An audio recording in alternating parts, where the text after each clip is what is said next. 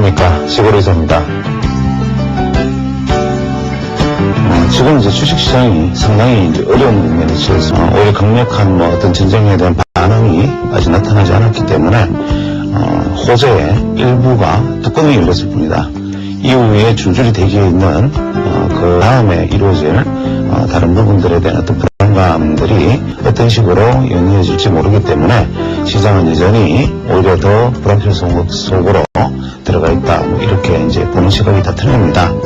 그러나 이제 우리가 결국은 이러한 어떤 시장의 어떤 국제 상황을 예측하거나 국제 상황이 이렇게 될 것이다라고 미리 사전에 어떤 설정을 한 다음에 투자를 할 수는 없는 것이고, 또 경제 상황이나 그 주변 여건을 보다 훨씬 더 어렵게 저는 일반 투자자들이 판단하기가 상당히 어렵습니다. 그래서 이런 투자자들은 주변의 여건이라든지 정세, 경제 환경, 각종 미국 시장 여러 가지 요소를 살펴보고 투자에 참고는 해야겠지만, 내가 그런 것을 완전하게 분석할 수 있는 능력이 없다는 측면에서는 이러한 어떤 주변 여건들이나 혹은 펀더멘탈이나 각종 어떤 자료들, 영향을 미치는 어떤 요소들을 염두에 두긴 하되, 지나치게 그쪽에 함몰되어 있는 것보다는 현재 우리 주식시장의 어떤 차지하고 있는 위치, 내가 현재 투자를 하고 있는 지점, 이런 부분들을 냉정하고 객관적으로 돌아보는 것이 현명하지 않을까라는 생각입니다.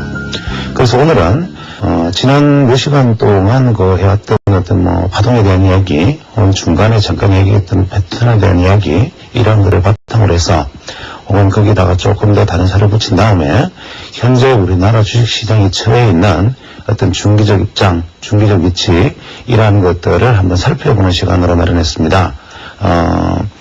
이런 경우에 흔히 대세관이라고 말을 할 수가 있겠죠. 그래서 현재 우리 시장에서 투자자들은 내가 어떤 자리에서 있다고 판단을 해야 하나, 이러한 부분들을 파동론이라든지 그 외에 여러 가지 판단할 수 있는 요소들을 조금 첨가한 다음에 오늘은 그 부분을 한번 살펴볼 수 있는 계기를 마련하도록 하겠습니다.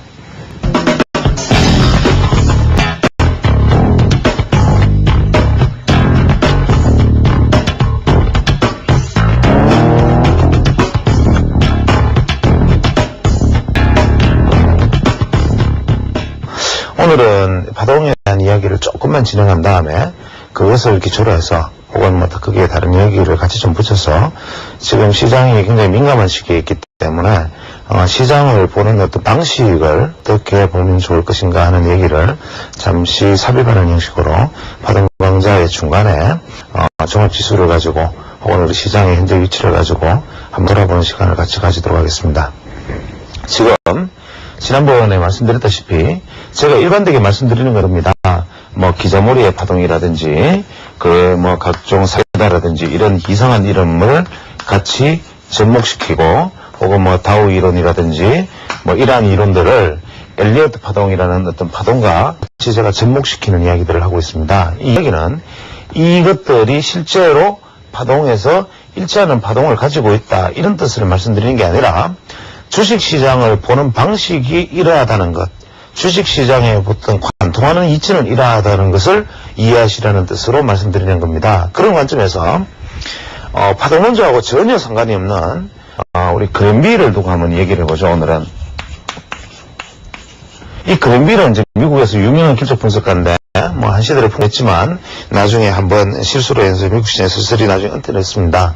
그러나 이분이 남기신 업적이 상당히 큰데, 이분이 우리가 대표적으로 알고 있는 것이 그랜빌의 우리가 8법칙이죠. 그랜빌의 8법칙은 우리가 이동평균선을 중심으로 해서 일어나는 매수 매도의 어떤 방식들에 대해서 그랜빌이 방법을 규정을 했습니다. 그런데 이 그랜빌은 당시에 200일 이동평균선, 이것을 굉장히 중요하게 강조를 했죠. 200일 이동평균선을 가지고 이동평균선의 매매 국면을 만들었는데, 이동평균선을 우리가 흔히 알기로 개념을 조금 잘못 잡고 있는 게 있습니다. 보통 우리가 투자자들이 며칠 이동평균선이 적당합니까? 이런 질문을 가끔 저한테 하는 분도 있는데, 며칠 이동평균선이 적당합니까? 라고 말을 하시는 분들은 어떤 면에서는 많은 생각을 해보신 분들이죠.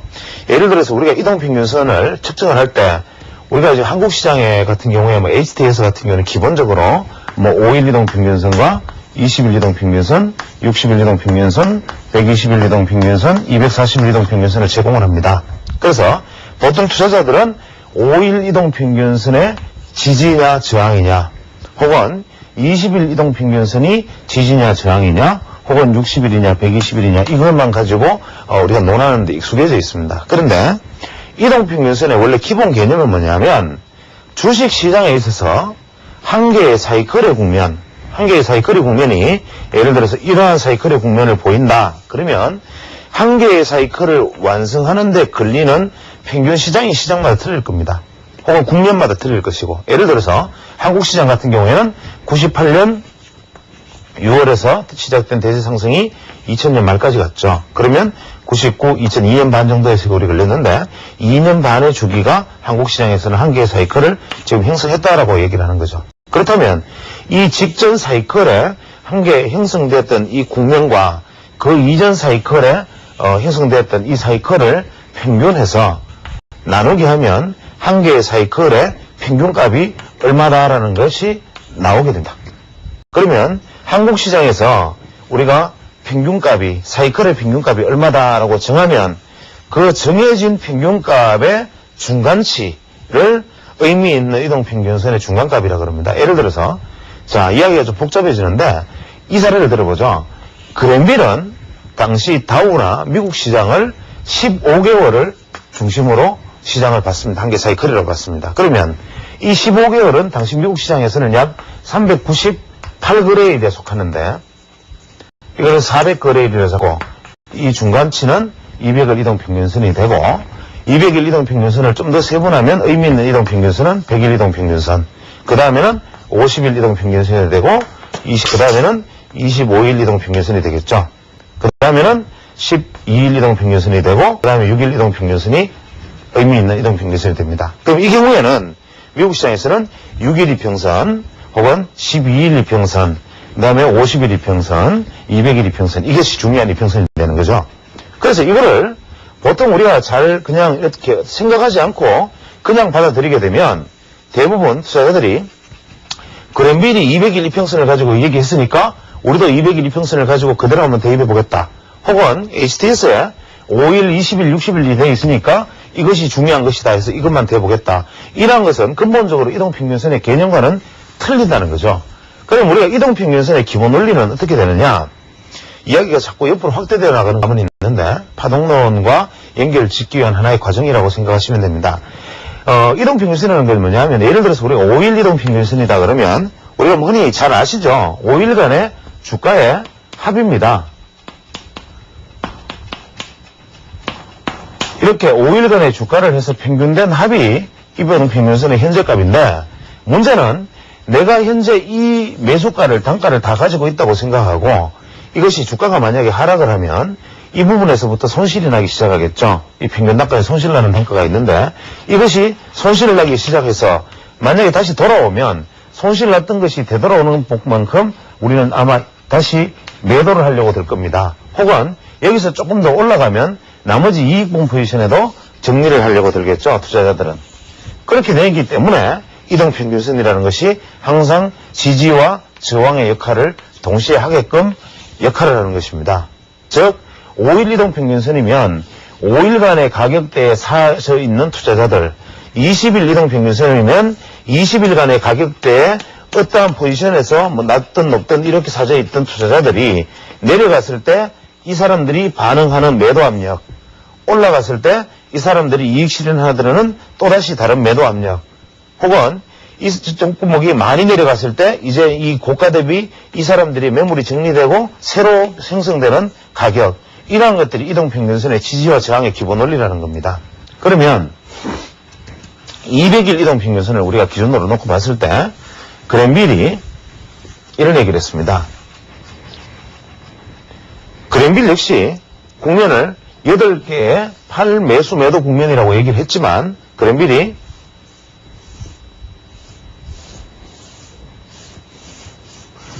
이러한 이야기를 했습니다. 그랜빌의 이야기를 가만히 우리가 그래프를 그려보면 이러한 모양이 됩니다. 어디서 많이 봤죠? 엘리어트 파동이론과 같은 파동을 그리고 있습니다. 즉 1, 2, 3, 4, 5 파동의 A, B, C 파동입니다. 즉 이런 얘기를 하나 저런 얘기를 하나 마찬가지인데 그 이유는 지금 보면 알 수 있습니다. 예를 들어서 현재 이게 200일 이동평균선입니다.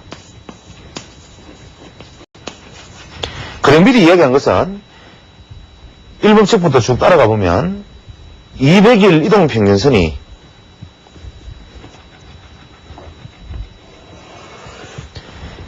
이동평균선이 하락하던 200일 이동평균선이 눕거나 혹은 상승으로 전환되면 하락하던 200일 이동평균선이 눕거나 상승으로 전환되면 매수 국면이다. 그 다음에 상승하는 200일 이동평균선을 주가가 하회하는 오히려 매수 찬스다. 그 다음에 200일 이동평균선을 넘어서 상승했던 주가가 하락을 보이다가 200일 이동평균선의 지지를 만약에 받으면 이것은 매수다. 그 다음에 200일 이동평균선을 넘어섰어. 마지막에 주가가 200일 이동평균선을 급격하게 하회를 하면 만약에 주가가 200일 이동평균선을 급격하게 즉 비록 하락 반전되었다 하더라도 하락 반전된 200일 이동평균선 여기가 반대겠죠. 하락 반전된 200일 이동평균선이 급격하게 하락을 하면 매수다. 매수의 사국면. 또 200일 이동평균선이 주가가 200일 이동평균선을 돌파를 해서 주가가 200일 이동평균선을 돌파를 했을 때 이 돌파한 200일 이동평균선은 반드시 거리를 되돌아가는 즉 급격하게 200일 이동평균선을 상회한 주가는 200일 이동평균선으로 되돌아가려는 습성이 있기 때문에 200일 이동평균선을 아래쪽에서 상방향으로 급격히 돌파한 주가는 일단은 하방의 조정폭이 크기 때문에 매도 국면이다. 그 다음에 200일 이동평균선이 상승하던 200일 이동평균선이 눕거나 하락 반전을 하면 매도다. 그 다음에 200일 이동평균선이 하락하는 200일 이동평균선을 주가가 상방향으로 돌파를 하면 이것은 매도다. 그 다음에 200일 이동평균선 아래에 있던 주가가 200일 이동평균선을 돌파하는 데 실패하고 떨어지면 즉 200일 이동평균선 아래에 있는 주가가 200일 이동평균선에 도전해서 실패하면 돌파에 실패하면 매도다. 이 이야기를 했습니다. 자 그러면 칠판이 너무 지저분한 것 같은데 매도의 국면 4개의 국면. 자 이럴 때는 우리가 매수 1국면, 매수 2국면, 매수 3국면, 매수 4국면이라 하고 매도는 매도 1국면, 매도 2국면, 매도 3국면, 매도 4국면이라고 그랜빌을 이름을 붙였습니다. 이것이 그 유명한 그랜빌의 법칙, 이것을 제가 그림을 그린 겁니다. 그러면 이 그랜빌의 법칙이 잘 보면 엘리어트 파동이론과 과연 다른 게 뭐 있느냐. 즉 주가가 상승을 했으면, 한 차례 상승했을 때는 대부분 이것은 주가의 초기 상승은 선물에서의 환매수나 선물의 환매수나 혹은 공매도의 정리, 즉 매도 포지션의 정리에 기인하기 때문에 주가는 급격한 반등을 보이는 수가 많다. 대세 상승의 초기 국면에. 이 점을 제가 이따 할 얘기와 대입해서 굉장히 주의 깊게 일단 보셔야 됩니다. 즉 선물 환매수 내지는 계속적으로 하락을 예상하고 선물이 계속 매도 포지션에 누적이 되어 있고 저평가되어 있던 선물이 혹은 그에 따라서 계속적으로 매도 포지션을 잡고 있던 사람들이 일거에 환매수를 하면서 매도 포지션을 정리하면서 끌어올리는 시장, 즉 급격히 끌어올리는 시장, 이것이 바로 일국면, 우리가 호위만 엘리어트로 보면 1파동에 해당합니다.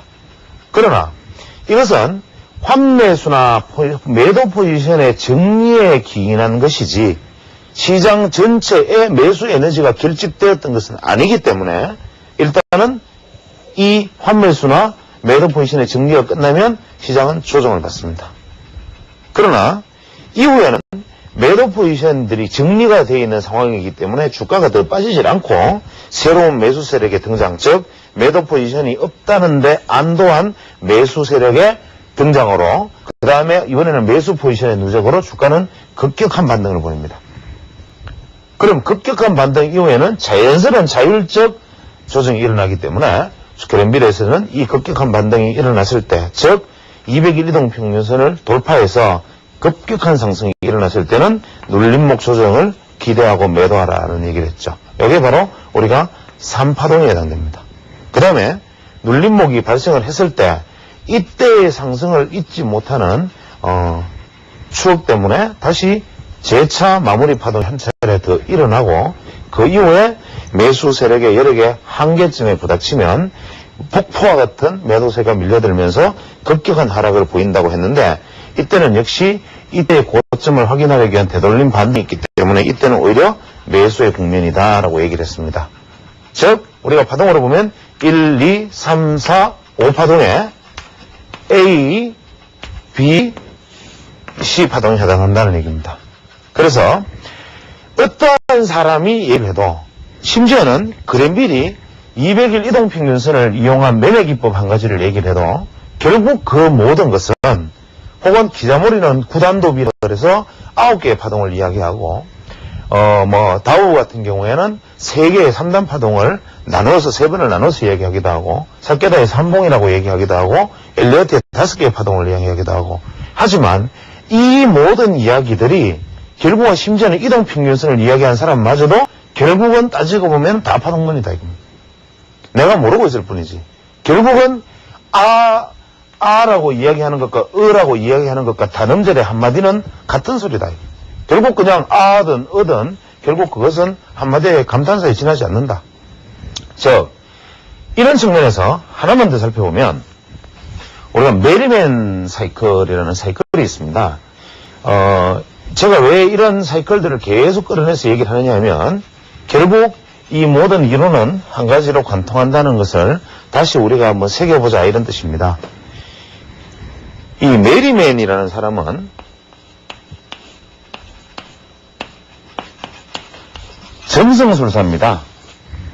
그래서 이 점성술사인 메리맨이 점성술을 도입한 주가 파동 이론을 하나 만들어냅니다. 이분이 만들어낸 기본적인 이론은 상세히 알 것까지는 없으니까 제가 간단한 얘기만 하겠습니다.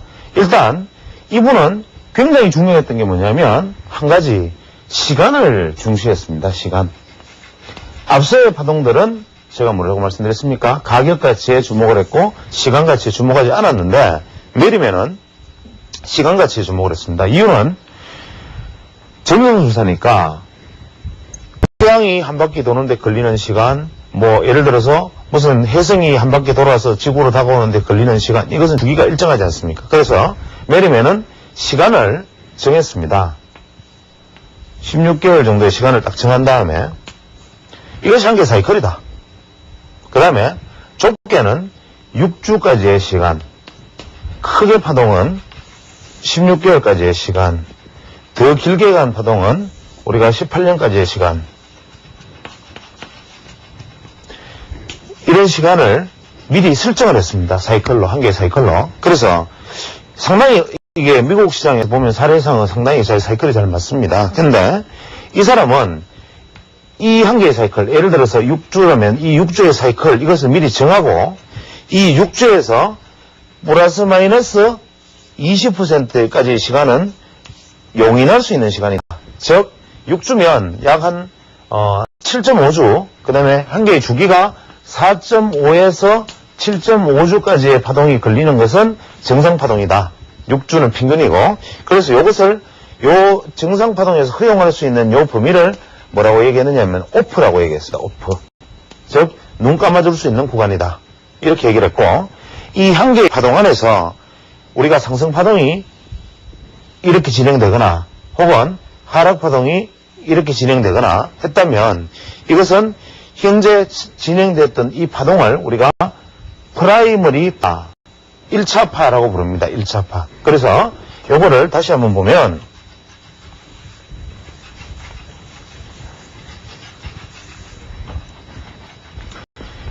한 개의 사이클 안에 상파동이라고 가정을 하고 이런 파동이 나타나면 이렇게 해서 이 출발점보다 파동의 끝점이 높으면 우리가 이것을 프라이머리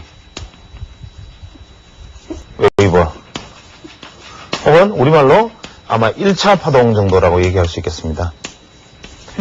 이 1차 파동은 그래서 프라이머리 웨이브라 그래서 1차 파동의 끝점, 즉 프라이머리 탑, 여기서는 1차 파동의 바닥점, 프라이머리 바텀, 이렇게 해서 PT, PB 해서 한 개의 파동으로 표시를 했고, 바텀,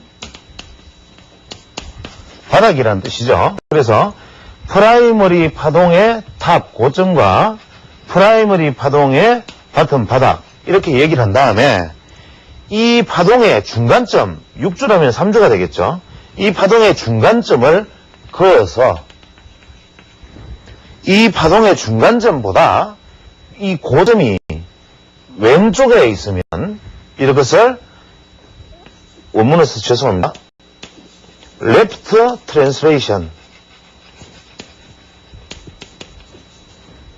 left translation. 굳이 표현하면 좌측 전이.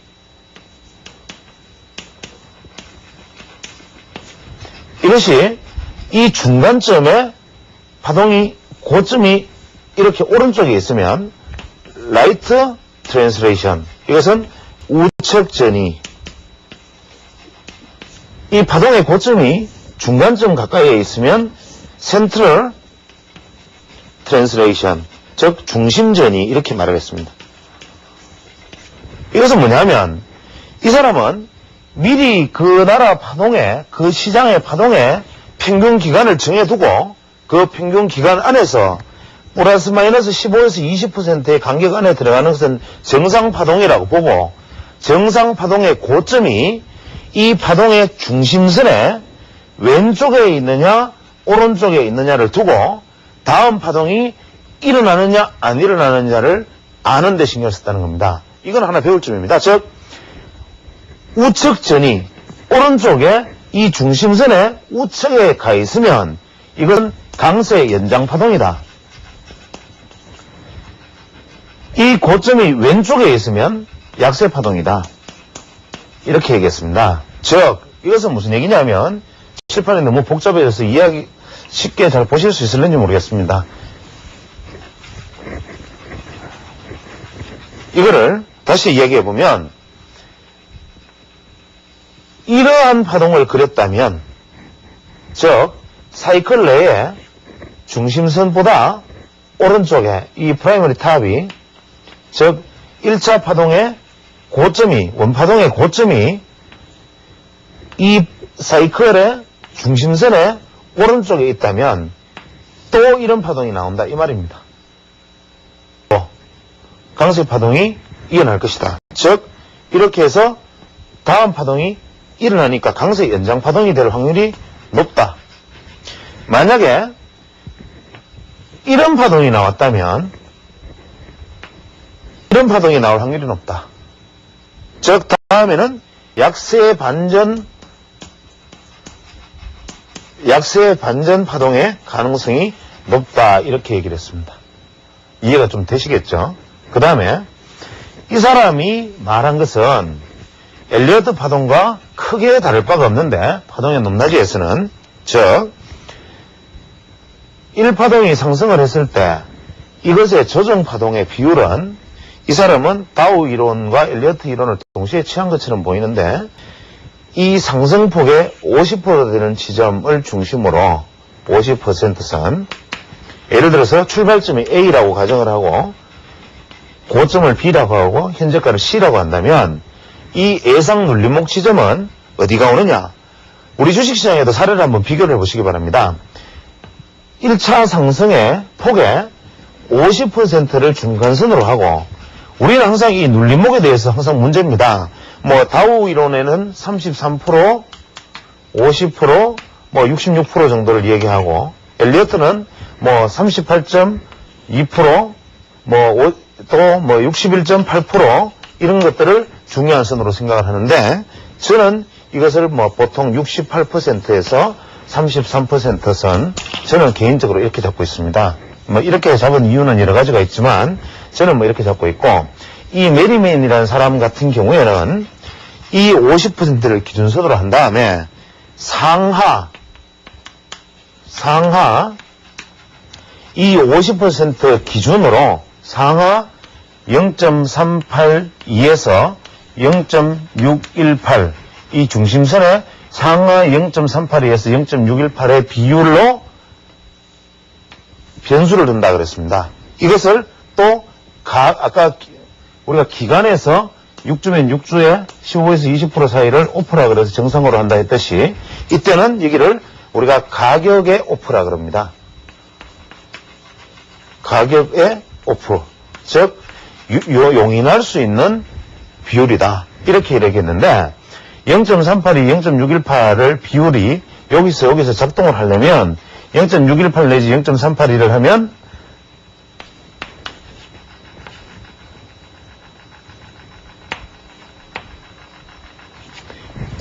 (0.216이네요) 0.216을 곱하기 플러스 마이너스 하면 요 폭의만큼의 플러스 변동치가 나타난다. 그래서 요 벽의 비용, 즉 0.2% 정도의 비율의 변동까지 요만큼은 우리가 정상적인 폭의 범주로 둔다. 그 다음에 올랐을 때는 그 다음 오른 조정파동, 이 조정파동은 이 상승폭에다가 이 가격대를 더한 다음에 정해진 가격을 0.128%를 곱한 변동폭을 또 오프폭으로 정한다. 뭐 이런 복잡한 얘기를 했습니다. 그래서 이 사람의 파동도 이 안에서 보통 다시 메이저 파동이라 그래서 이렇게 나뉘는 파동이 나타나고 그 다음에 또 뭐 하프 프라이머리라 그래서 중간에 이렇게 파동이 하나 더 나타나기도 합니다. 그럼 이 사람도 결국 파동은 하나, 둘, 셋, 넷, 다섯, 여섯, 일곱 개의 파동이 되는 거죠. 그러면 우리는 기자무리의 파동은 9개, 사케다의 파동은 3개, 다우는 9개, 이 메리맨 파동은 7개, 엘리어트의 파동은 5개, 이러한 호수 파동이 나타나게 됩니다. 그래서 이것들 전체적인 평균치는 아마 적당히 봐서는 3을 기초로 한 5개의 파동이 중요한 게 아닌가 생각하고 세부 파동과 연장 파동까지 생각했을 때는 이 9개의 파동이 중요하지 않나라고 저는 생각하는데 왜 숫자를 중요시하라 하는 건지는 제가 다음 시간에 한 번 더 설명해 드리겠습니다. 자, 이제 이 정도 얘기를 하고 우리나라 주식시장에 대한 얘기를 한번 해보겠습니다.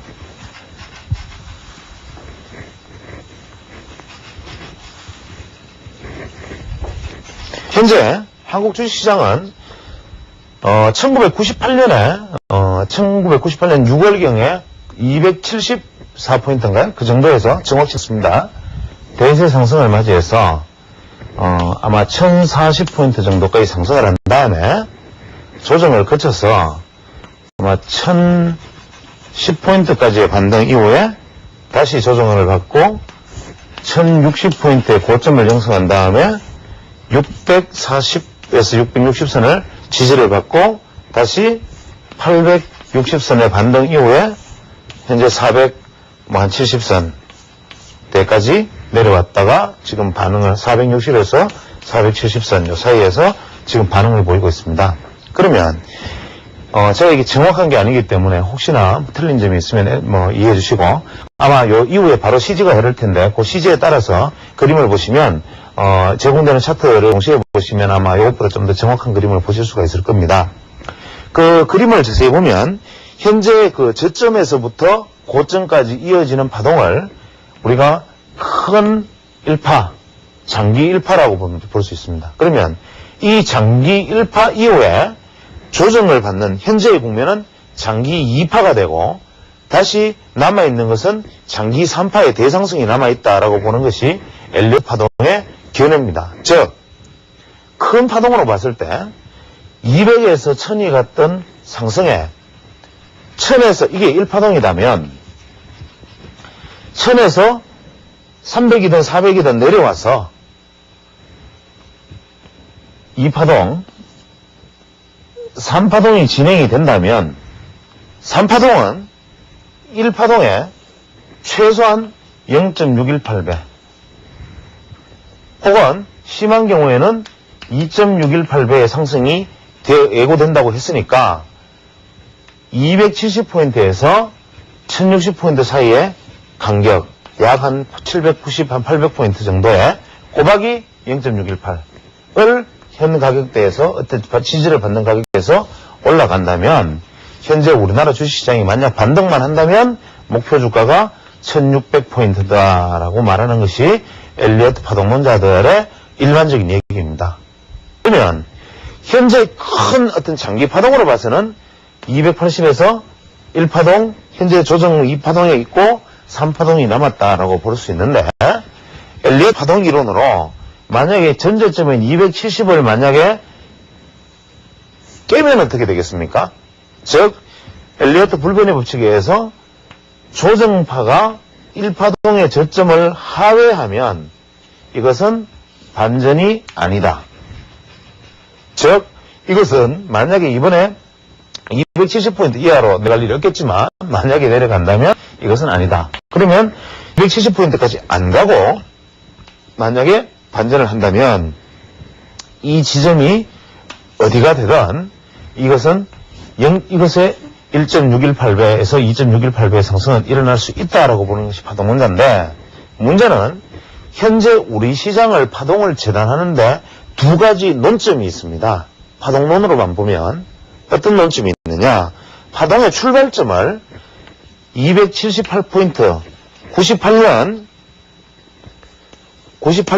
6월에 278포인트 이것을 파동의 출발점으로 볼 것이냐, 아니면 그로부터 두 달 후에 300 정확하지는 않은데 300포인트 정도 내외를 320포인트인가요? 이 지점을 출발점으로 볼 것인가, 이 점에는 논점이 있습니다. 즉 앞에 하락 파동의 연장파의 연속인 이 파동이 저점이 되느냐, 혹은 이후에 시작되는 파동의 초점은 파동의 원점을 이것으로 잡는 논란이 있지만 오히려 원칙대로 278포인트가 파동의 출발점이 되고, 이것이 두 가지 논점이 있습니다. 하나는 파동이 그림에서 아까 보신 것처럼 1, 2, 3 이렇게 갔느냐, 1, 2, 3, 4 조정받고 5로 갔느냐, 그 다음에 현재 A, B, C 파동이 이어지고 있느냐, 아니면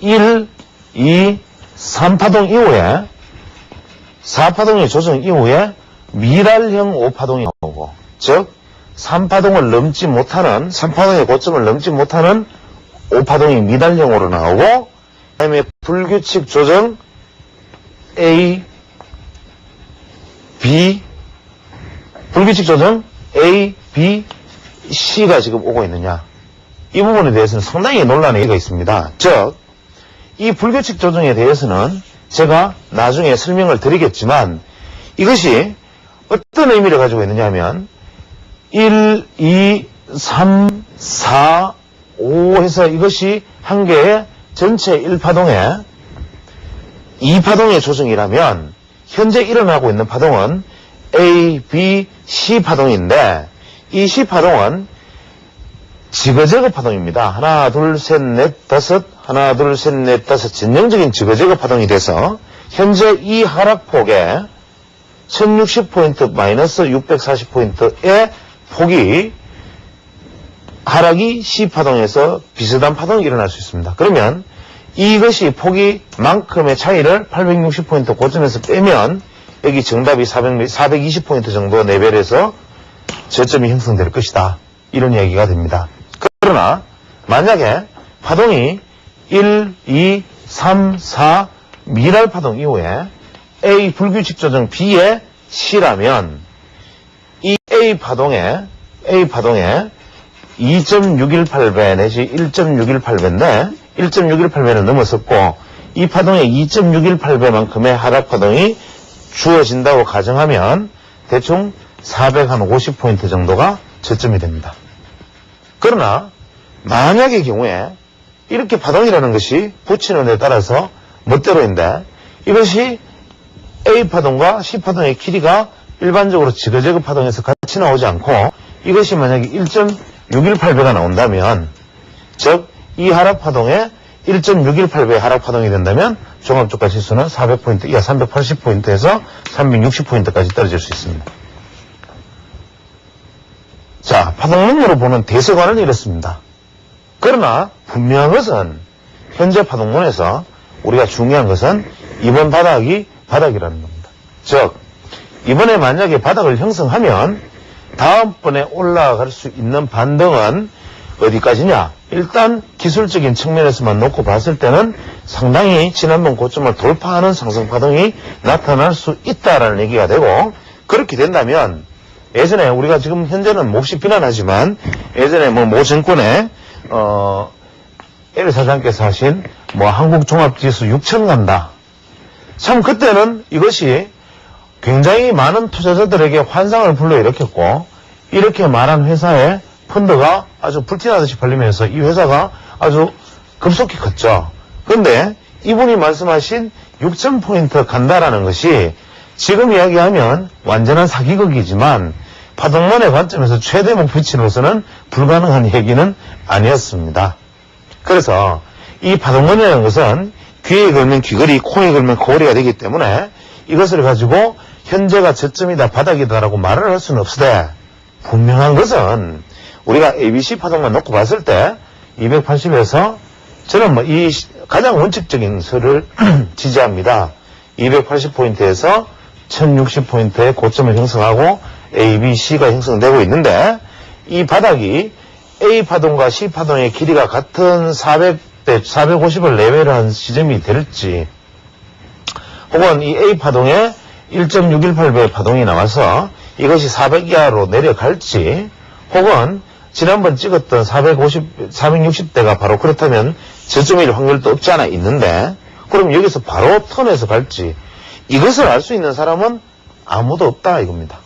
그러나 분명한 것은 여기서 반전을 해나간다면 어떤 식으로든 이것은 3파동의 출발이 되고 3파동은 최소한 가장 짧은 파동일 수는 없다라고 얘기를 말씀드렸죠. 그러면 최소한 1파동보다는 길다. 즉 장기 1파동보다는 길다. 그러면 어떻겠습니까? 최소 700에서 800포인트 이상의 상승은 현재 시점에서 가능하다. 턴하는 시점에서. 그렇기 때문에 현재 시장을 무조건적으로 비관적으로 보는 것은 나쁩니다. 그러나 이것이 이 바닥이 엘리어트 말에 의하면 0.618배라는데 혹은 여기서 불규칙 조정이라면 이것에 2.618배라는데 혹은 이것과 이 파동은 지그재그 같다는데 그렇기 때문에 계산을 해보면 얼마 400 예를 들어서 412포인트가 저점이 답이 나온다. 앞에 파동은 세부 몇 파동에 무에 무슨 파동에 이렇고 앞에는 계산해보면 얼마가 나오기 때문에 이게 바닥이다. 이렇게 말하는 것은 바로 치기입니다. 치기.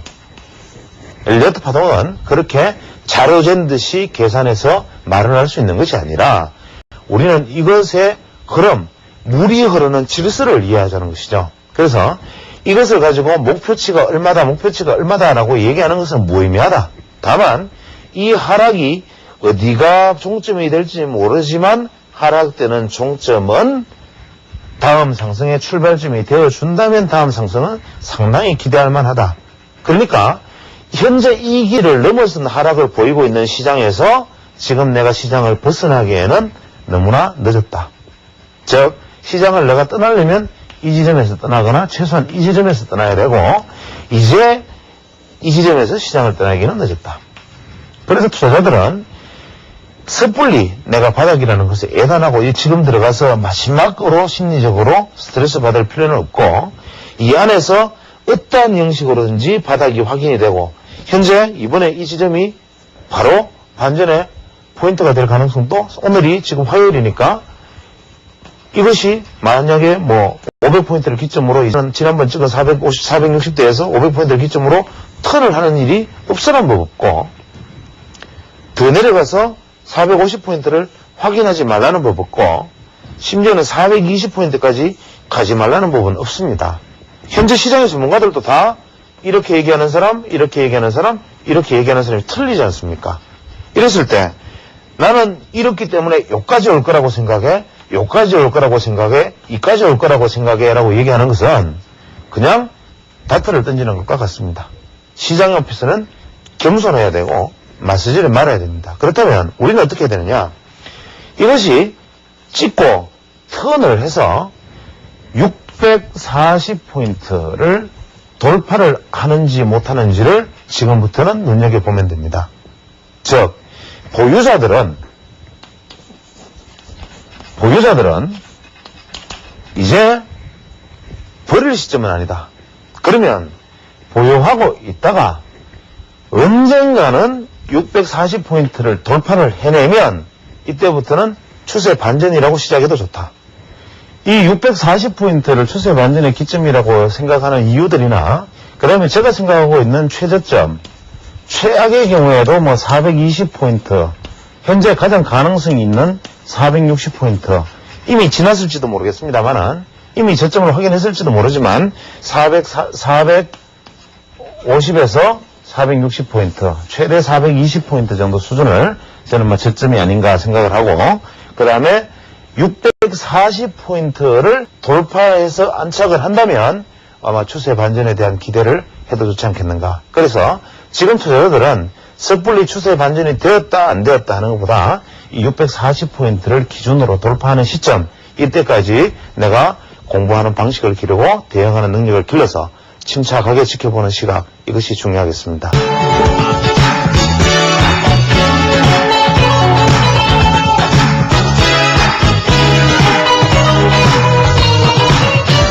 현재 미국 시장, 한국 시장뿐만이 아니라 어떤 미국 시장이라든지 세계적으로 성장주가 주도했던 시장이 거품이 꺼지면서 주가 하락폭이 상당히 큽니다. 그래서 일단 우리나라 시장만이 현재 이러한 급락의 과정을 겪고 있는 것은 아니고 미국이라든지 그 외의 기타 여러 나라에서도 실제로 열통망난 종목들이 많습니다. 그래서 우리가 보통 투자자들이 주가가 떨어지거나 잘못되면 대부분 정부를 원망하거나 정책 당국자들에 대해서 이제 원성을 뿜어내는 것이 다반사고, 또 주가가 많이 올랐을 때는 각종 정치부양 정책이라든지 어떤 금리 정책에 대해서 긍정적인 어떤 시각을 보내는 것이 관행이긴 하지만, 지금 현재 이제 주가가 지나칠 정도로 1년 반 사이에 급락을 하는 과정 속에서 지금 현재 투자자들이 가지고 있는 또 원망의 마음이 과연 이제 투자자들이 어떤 희생양을 찾기 위해서 어떤 내 자신의 잘못에 대해서 인정하려 들지 않고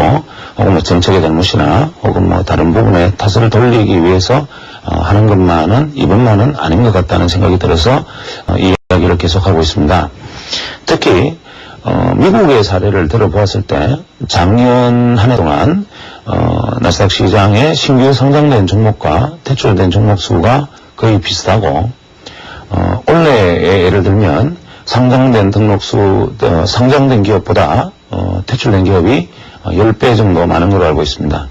특히 뭐 지난달 같은 경우에는 신규 상장은 전혀 없고 대출만 있었던 걸로 알고 있습니다. 그렇다면 미국이란 나라는 물론 시장이 이제 뭐 상승했다 하락했다 하는 것은 당연한 것이지만 미국이란 나라는 어떤 면에서는 아주 철저하게 어떤 자정의 원리가 어떤 면에서는 정말 자본시장의 어떤 냉정한 원리가 제대로 작용하고 있는 시장이다. 즉 거품 경제에서 뭐 지나치게 거품이 끼었던 기업들에 덩달아서 참여하고 덩달아서 오르고 덩달아서 성장되었던 기업들이 거품이 꺼지면 자연스럽게 그 거품을 걷어내는 것인데 한국 시장은 대출은 고사하고 뭐 신규 상장 등록 종목이 한 1년에 300개씩 작년에도 거의 300개의 종목이 시상장이 되었고 올해도 몇백 개의 종목이 상장되어서 이제는 더 이상 감당할 수 없을 정도로 이제 공룡의 덩치가 되어버린 감이 없지 않아 있습니다. 그래서 현재 코스닥 지수가 이제 50선을 오르내리고 있지만 그 안에 신규상장되었던 큰 종목들을 생각하면 현재 그 지수의 요격 현상은 이루 말을 할 수 없을 정도의 수준이라고 보여지고 지금 현재 코스닥 시장의 가장 큰 문제는 이러한 문제들이 즉 수급 요인입니다. 예를 들어서 사려는 사람보다 팔려는 사람이 많으면 물건값은 떨어질 수밖에 없고 사고 싶은 사람은 물건이 계속 공급이 되는 상황에서는 좀 더 나은 물건, 좀 더 싼 물건을 찾기 위해서 기다리는 것이 당연하다면 결국 코스닥 시장은 이런 식으로 가면 미래가 없는 것은 분명합니다. 지금 기술적으로 단기간에 지나친 낙폭을 보여있기 때문에 코스닥 시장의 단기 반등폭이 당분간 클 수 있을지 몰라도 최소한 중기적으로 보았을 때 만약 이런 식이라면 코스닥 시장은 아마 잠시 반등의 어떤 환호성 속에 다시 또 엄청나게 많은 눈물을 뿌리면서 계속 끝없는 하락의 터널로 빠져들 겁니다.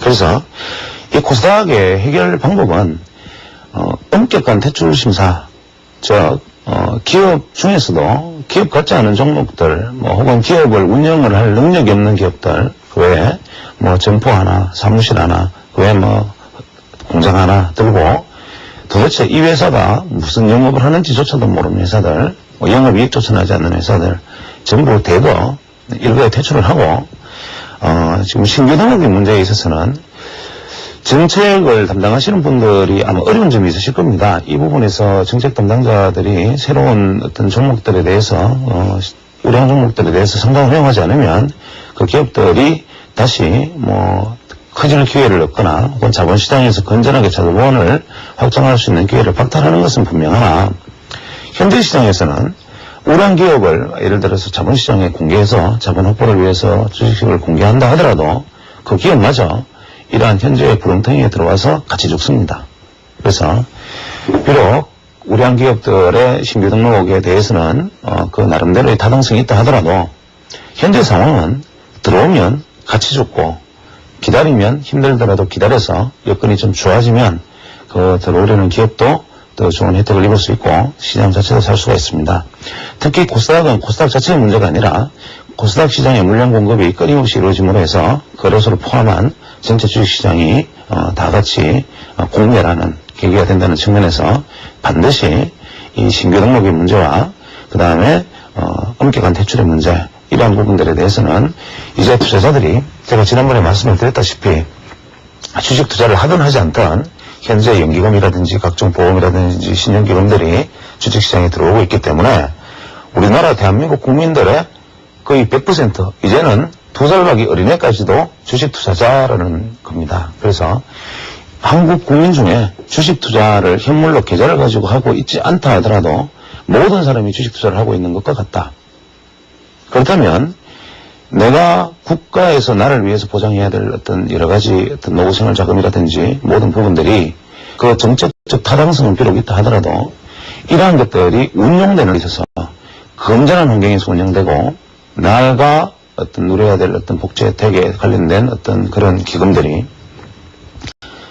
절대적으로 부정하지 않은 곳에서 운영이 되어서 투명하게 운영이 된다면 어떤 면에서는 연기금 운용이 주식시장에 진입하는 것은 오히려 환영할 만한 일입니다. 건전한 시장이라면. 그래서 투자자들이 이제는 그냥 막연히 남한테 전문가에게 맡겨두고 혹은 언론에 맡겨두고 뭐 자꾸 등록이 늘어나고 해도 무력하게 그냥 바라만 보고 있을 일이 아니라 이제는 모든 투자자들이 혹은 주식 투자를 하지 않는다 하더라도 모든 분들이 주식시장의 수급 뭐 그 외에 어떤 여러 가지 뭐 작전 뭐 이런 것들에 대해서 관심을 갖고 아주 날카로운 감시의 눈을 세운다면 현재 시장을 흐리는 여러 가지 미꾸라지들이나 작전 세력들이나 그 외에 주가 조작 세력들 뭐 이러한 어떤 뭐 여러 가지 특히 좀 사설 투자 자문업체들이 벌이는 뭐 아주 엄청난 어떤 나쁜 일들 이런 것들은 발붙일 곳이 없어질 것이라고 생각하고 이 부분에 대해서는 제가 1년째 계속 지금 이야기를 하고 있습니다만 저 같은 한 사람의 이야기로 뭐 이런 시장이 뭐 개선될 것도 아니고 모든 사람들이 마음을 맞춰서 이 부분에 대해서 아주 뭐 하나의 어떤 여론, 슬로건, 캠페인을 전개하는 것이 어떤 면에서는 뭐 주식시장의 공매를 막는 길이 아닌가 하는 생각이 듭니다. 그래서 앞서 말씀드렸던 모든 부분들에 대해서 같이 한번 생각할 수 있는 시간이 있었으면 좋겠고 오늘의 뭐 이야기의 어떤 결론은 버트런드 러셀이라는 분이 했던 이야기 내가 반드시 해야 할 일을 하지 않는 것을 바로 비겁함이라 부른다. 이 말로 마지막 인사를 대신하겠습니다.